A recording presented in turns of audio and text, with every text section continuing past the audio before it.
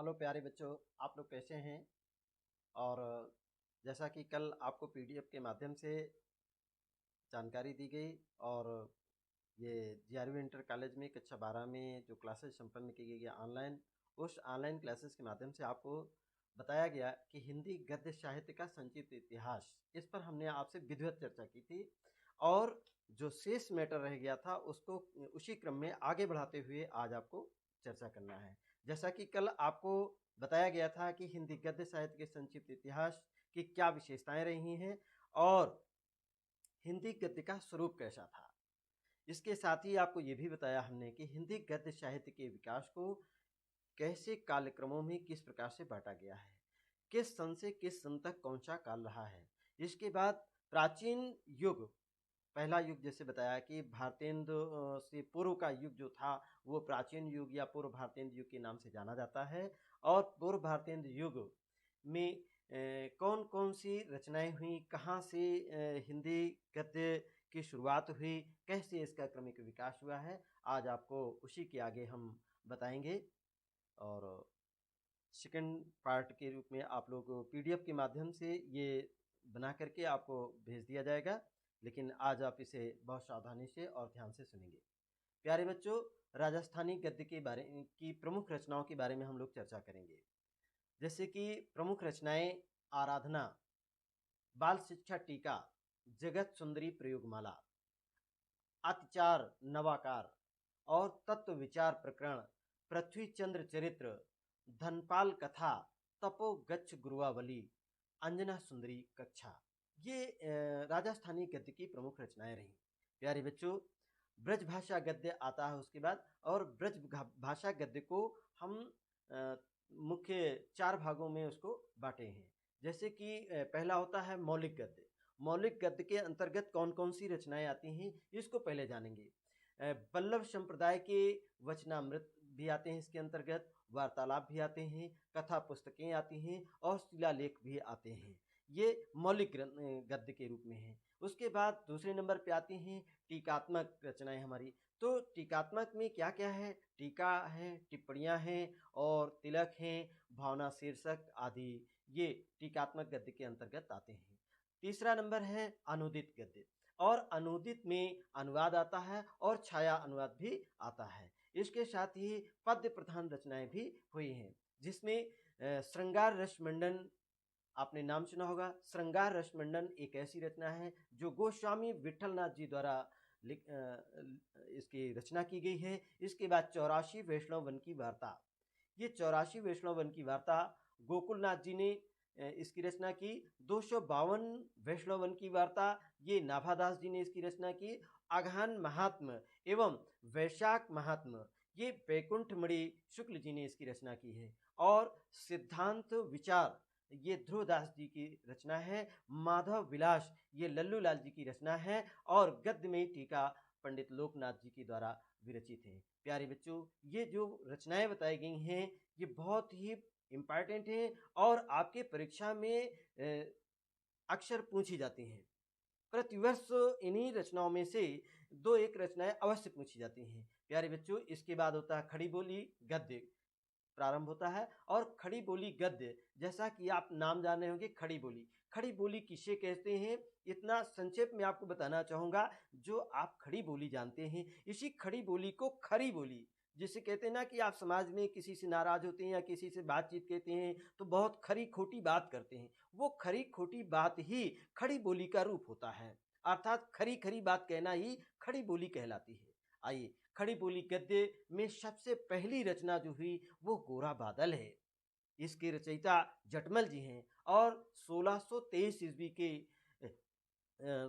समय में इसका जो समय है 1323 ईस्वी के बीच में है। और इसके बाद चर उन्नायक, ये मुंशी सदा शुक्लाल जी द्वारा लिखा गया। इनके सुख सागर, मुंशी सदा शुक्लाल जी ने सुख सागर की रचना की। और इसी के साथ ही मुंशी इंसा अल्लाह खां जी, जो रानी केती की कहानी की रचना की है। हिंदी खड़ी बोली गद्य, पहली रचना गोरा बादल जटमल जी द्वारा विरचित 1623 ईस्वी के लगभग। प्यारे बच्चों, ये 4 उन्नायक कहलाते हैं। नंबर 1 जैसे मुंशी सदा सुखलाल जी हैं और मुंशी इंशाअल्लाह खां जी हैं, सदल मिश्र जी हैं और राम प्रसाद निरंजनी जी हैं। अब देखिए मुंशी सदा सुखलाल जी ने सुख सागर की रचना की। सुख सागर की एक ऐसी रचना है जिसमें पंडितापन ज़्यादा है, इसलिए इसमें ब्राह्मणवाद कहते हैं या पंडितापन कहलाता है। ये पंडितापन से ओतप्रोत ये सुख सागर रचना है। इसके बाद दूसरी रचना है मुंशी सदा इंसाअल्लाह खां द्वारा विरचित रानी केतकी की कहानी।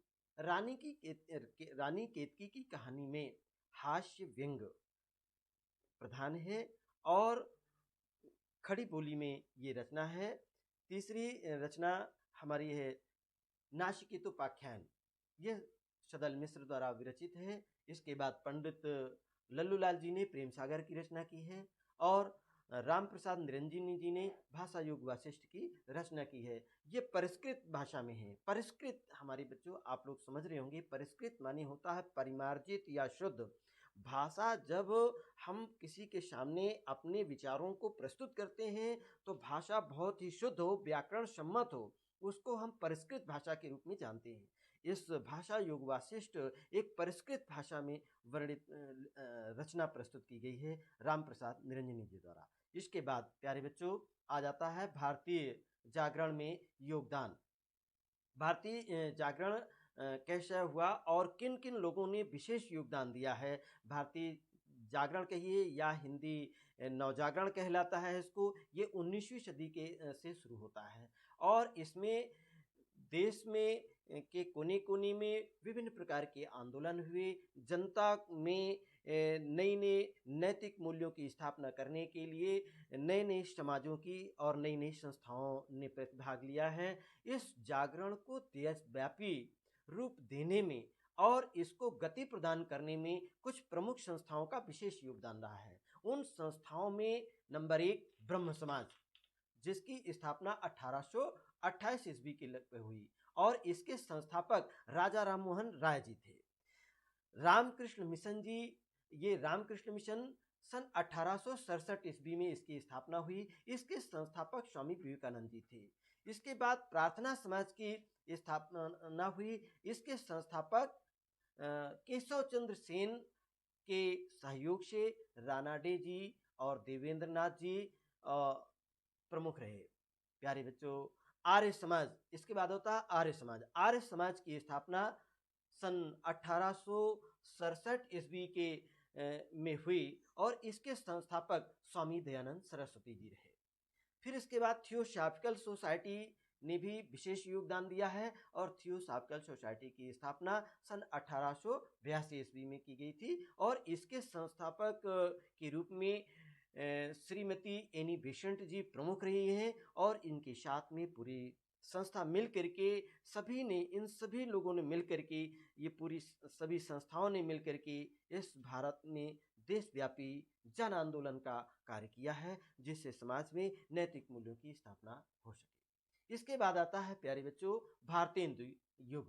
और भारतेंदु युगीन गद्य क्या है, उसकी क्या विशेषता रहे हैं, आइए जानते हैं।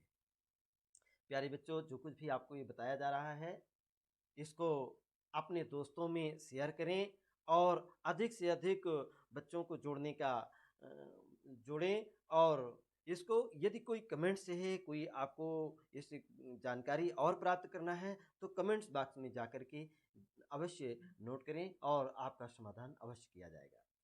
आइए, भारतेंदु युगीन गद्य से हिंदी गद्य का विकास माना जाता है और इसी युग में भारतेंदु मंडल ने हिंदी गद्य की विभिन्न विधाओं में निबंध है, उपन्यास है आदि बहुत सी रचनाएं की हैं। जैसे कि हिंदी नई चाल से ढली ये कथा भारतेंदु हरिश्चंद्र जी। हिंदी भाषा के शुद्धता एवं परिष्कार के प्रवर्तक आचार्य महावीर प्रसाद द्विवेदी जी हैं। ये शुद्धता एवं परिष्कार, ये समझ लें, परिष्कार माने होता है मांजना धुलना या उसकी कमियों को दूर करना। जो भी हम रचनाएं करते हैं हमने निबंध लिखा या कहानी लिखा या उपन्यास लिखा है या नाटक लिखा है, उनमें व्याकरणात्मक क्या कमियां हैं, कहाँ पर कैसे शब्दों का प्रयोग करना है और कैसे वाक्यों को प्रयोग करना है, कौन सी भाषा का प्रयोग करना है। भाई देखिए, उर्दू भाषा का प्रयोग कुछ हमारे लेखक ज़्यादा करते हैं, कहीं पे फारसी भाषा का प्रयोग करते हैं, कहीं पे गुजराती भाषा का प्रयोग करते हैं। इस तरीके से हमें हिंदी भाषा के जो शब्द हैं उनको मूल रूप से इसमें डालना, उसको परिमार्जित, परिष्कृत या मंजी ढीली हुई भाषा कहते हैं। इसी को हम शुद्ध भाषा कहते हैं। जिसको परिष्कृत भाषा कहते हैं उसी को शुद्ध भाषा के रूप में भी जाना जाता है। इसके बाद नागरी प्रचारणी सभा, इसकी स्थापना काशी में हुई थी और इसकी स्थापना सन 1893 ईस्वी में हुई। याद रखेंगे बच्चों, अक्सर कर पूछा जाता है कि काशी नागरी प्रचारणी सभा की स्थापना कब और कहाँ की गई। तो इसको ध्यान में रखेंगे कि काशी नागरी प्रचारणी सभा की स्थापना काशी में सन 1893 ईस्वी में हुई थी। और नागरी प्रचारणी सभा के संस्थापक कौन थे, एक प्रश्न ये भी आता है। तो आप बताएंगे कि काशी नागरी प्रचारणी सभा के संस्थापक पंडित श्याम सुंदर दास, राम नारायण मिश्र एवं शिव कुमार सिंह जी हैं। इसके बाद आता है कवि वचन सुधा। आपसे प्रश्न पूछा जाएगा कि कवि वचन सुधा का प्रकाशन किस वर्ष हुआ था और किसके द्वारा हुआ था। तो आप बताएंगे कवि वचन सुधा का प्रकाशन सन 1868 ईस्वी में भारतेंदु हरिश्चंद्र जी द्वारा किया गया था। अब आते हैं हम हिंदी गद्य की कौन कौन कुछ प्रमुख रचनाएं हैं और उनके रचनाकार हैं। आइए, जैसे नाटक, प्रथम नाटक, हिंदी गद्य का प्रथम नाटक कौन है सा है और इसके रचनाकार कौन है। तो आप बताएंगे हिंदी का प्रथम नाटक नहुष गोपाल चंद्र गिरधरदास है इसके लेखक। और प्रथम उपन्यास है परीक्षा गुरु। प्रश्न पूछा जाएगा कि हिंदी गद्य का प्रथम उपन्यास कौन सा है, उसके रचनाकार कौन है। तो आप लिखेंगे हिंदी गद्य का प्रथम उपन्यास परीक्षा गुरु है और इसके लेखक लाला श्रीनिवास दास जी हैं। प्रथम कहानी, हिंदी गद्य की प्रथम कहानी इंदुमती, इसके लेखक किशोरीलाल गोस्वामी जी हैं। प्रथम यात्रा व्रत कौन सा है। तो आप बताएंगे प्रथम यात्रा व्रत सरयू पार की यात्रा भारतेंदु हरिश्चंद्र जी द्वारा विरचित है। आइए अब आप देखते हैं, जानेंगे कि भारतेंदु मंडल के प्रसिद्ध लेखक एवं उनके नाटक कौन कौन से हैं। प्यारे बच्चों, ये भारतेंदु हरिश्चंद्र पहला नाटक है। भारतेंदु हरिश्चंद्र जी के द्वारा कौन कौन से नाटक लिखे गए हैं उनको आप जान लीजिएगा। वैदिकी हिंसा हिंसा न भवति, विषस्य विषमौषधम, भारत दुर्दशा, नील देवी, अंधेर नगरी, सती प्रताप, ये प्रमुख नाटक हैं जो भारतेंदु हरिश्चंद्र जी द्वारा विरचित हैं। प्रत्येक वर्ष ये इनमें नाटकों में से कोई न कोई नाटक अवश्य पूछा जाता है परीक्षा में। तो हमारे बच्चे ध्यान रखेंगे कि भारतेंदु हरिश्चंद्र जी के द्वारा कौन कौन से नाटक लिखे गए हैं। अगला है प्रताप नारायण मिश्र जी। तो प्रताप नारायण मिश्र जी ने इनके दो प्रमुख नाटक आप याद रखेंगे, एक है गौ संकट और दूसरा है कलि प्रभाव। इसके बाद आता है बद्री नारायण चौधरी प्रेम घन। ये इन्होंने प्रमुख नाटक लिखा है भारत सौभाग्य और दूसरा इनका प्रमुख नाटक है प्रयाग रामागमन, प्रयाग में राम का आगमन या प्रयाग रामागमन कहलाता है ये। चौथा है पंडित बालकृष्ण भट्ट। ये भारतेंदु मंडल के ही अंतर्गत आते हैं। पंडित बालकृष्ण भट्ट जी ने बाल विवाह, कलिराज की सभा, रेल का टिकट, इनकी ये तीन प्रमुख नाटक हैं। और इसके बाद आता है राधा चरण गोस्वामी जी। राधा चरण गोस्वामी जी ने अमर सिंह राठौर और बूढ़े मुहासे, इनकी प्रमुख रचना। भारतेंदु मंडल के प्रसिद्ध लेखकों में छठवें नंबर पे आते हैं राधा कृष्ण दास जी।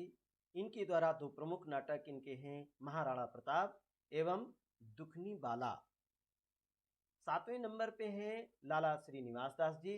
लाला श्रीनिवास दास जी के भी दो प्रमुख नाटक हैं। नंबर एक पे है प्रेम मोहिनी और नंबर दूसरा है इनका संयोगिता स्वयंवर। इसके बाद 8वें नंबर पे आते हैं हमारे किशोरीलाल गोस्वामी जी। इनके द्वारा भी 2 प्रमुख नाटक हैं। नंबर 1 पे मयंक मंजरी और नंबर 2 पे प्रणयिनी परिणय। ये इनके प्रमुख नाटक हैं।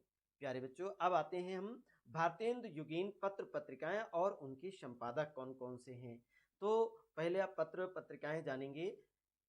भारतेंदु हरिश्चंद्र मैगजीन और भारतेंदु हरिश्चंद्रिका, बाल बोधनी, ये 3 प्रमुख इनके पत्र पत्रिकाएं हैं जो भारतेंदु हरिश्चंद्र जी द्वारा विरचित हैं।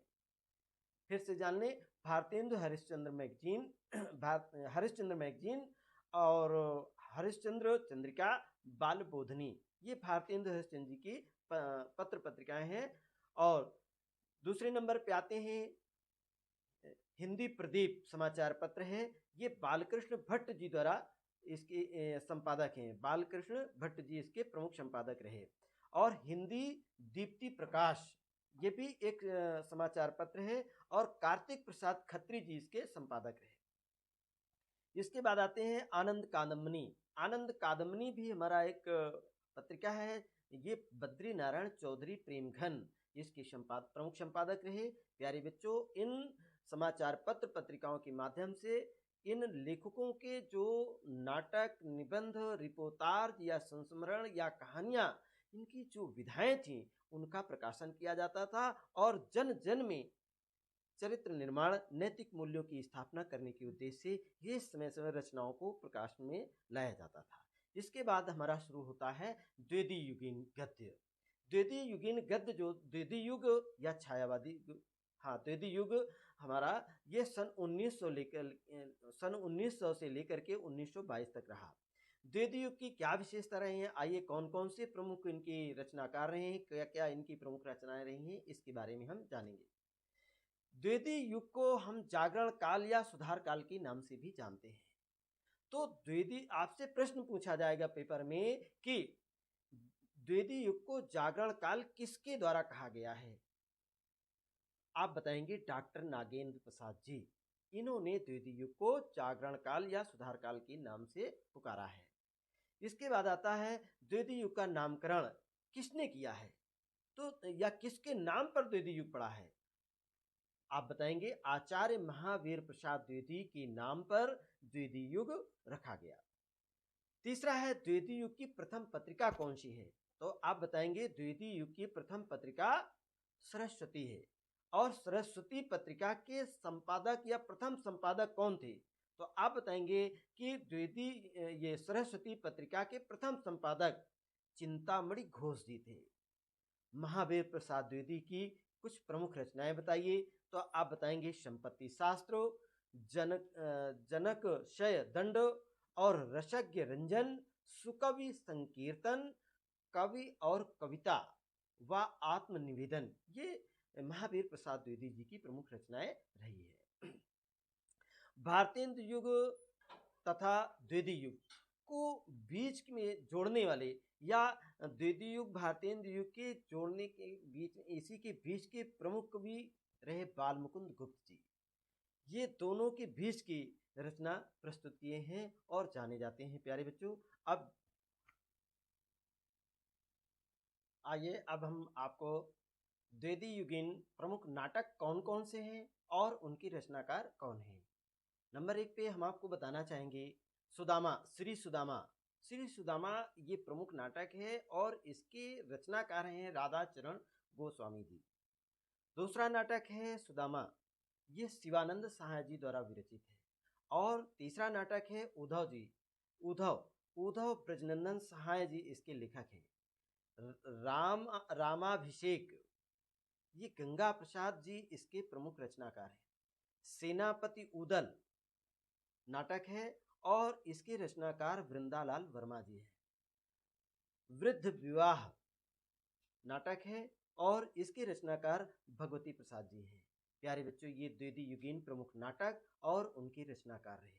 इसके बाद हम अध्ययन करेंगे द्विवेदी युग के प्रमुख उपन्यास कौन कौन से हैं, उन उपन्यासों को किसके द्वारा लिखा गया है।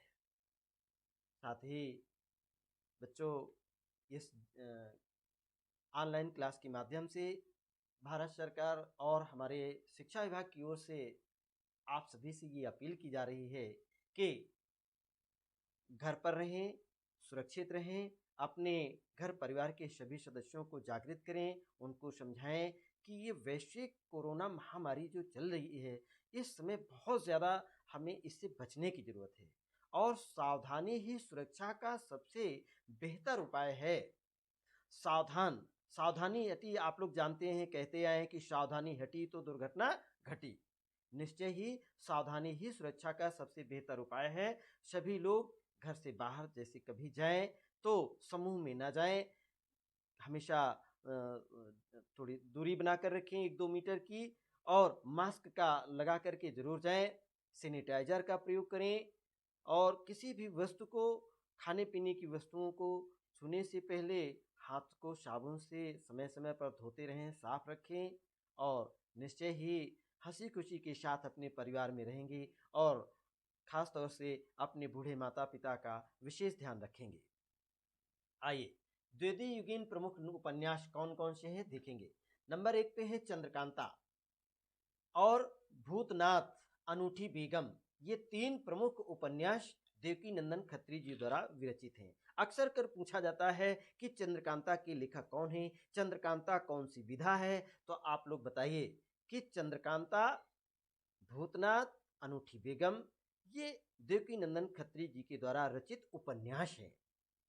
अगला है रजिया बेगम और तारा। रजिया बेगम और तारा ये उपन्यास है और इसके लेखक हैं किशोरीलाल गोस्वामी जी। जासूस की भूल और सरकटी लाश, ये 2 प्रमुख उपन्यास हैं और जो गोपाल दास गहमारी के द्वारा लिखे गए हैं। इसके बाद आता है अधकिला फूल और ठेठ हिंदी का ठाठ। बहुत सुंदर ये उपन्यास है, अधखिला फूल और ठेठ हिंदी का ठाठ। ठेठ हिंदी का ठाठ तो बहुत अच्छा उपन्यास है, आप कभी इसको आगे चलकर अध्ययन करेंगे। इसके लेखक हैं वो अयोध्या सिंह उपाध्याय हरिऔध जी। ये आपके पाठ्यक्रम में भी है, इन्होंने हिंदी काव्य में भी आपके लिए रचनाएं दी हैं जो पवन दूतिका के नाम से जानी जाती हैं और इनका जीवन परिचय भी आपको अच्छे से पढ़ने को मिलेगा। अगली वीडियो में हम आपको जरूर बताएंगे विस्तार पूर्वक। इसके बाद हम चर्चा करते हैं द्वितीय युगीन कौन कौन सी कहानियां हैं द्वितीय युग की और उन प्रमुख कहानियों के कौन कहानीकार हैं। नंबर 1 कहानी के रूप में कहानी है द्वितीय युग की 11 वर्ष का समय। ये आचार्य रामचंद्र शुक्ल जी के द्वारा रचित है कहानी है। इंदुमती कहानी, इंदुमती कहानी है जो किशोरीलाल गोस्वामी जी के द्वारा विरचित है। प्लेग की चुड़ैल, ये भी एक कहानी है और इसके रचनाकार हैं लाला भगवान दीन। इसके बाद उसने कहा था, उसने कहा था ये कहानी है, इसके लेखक हैं चंद्रधर शर्मा गुलेरी जी। इसके बाद दुलाई वाली, आपसे पूछा जाएगा दुलाई वाली कौन सी विधा है, इसके लेखक कौन है, तो आप बताएंगे दुलाई वाली एक कहानी है और इसके लेखक हैं बंग महिला करके। अब आइए जानकारी लेंगे हम द्वितीय युगीन जीवनियाँ कौन कौन सी हैं, जीवन चरित्र जिसे कहते हैं, और जीवन चरित्र या उसके रचनाकार। द्वितीय युगीन जीवन चरित्र एवं रचनाकार। द्वितीय युग की कौन कौन सी जीवनियाँ हैं, उनकी रचनाएं किसने की है। नंबर 1 पे हरिश्चंद्र जी का जीवन चरित्र, ये बाबू श्याम सुंदर दत्त द्वारा विरचित है। बाबू श्याम शिवनंदन सहाय, हरिश्चंद्र का जीवन चरित्र ये बाबू शिवनंदन सहाय जी द्वारा विरचित है। दूसरे नंबर पे है विशुद्ध चरितावली। विशुद्ध चरितावली माधव प्रसाद मिश्र जी द्वारा विरचित है। बाबू राधा कृष्ण दास, ये जीवन चरित्र है, इसको आचार्य रामचंद्र जी शुक्ल जी द्वारा विरचित है।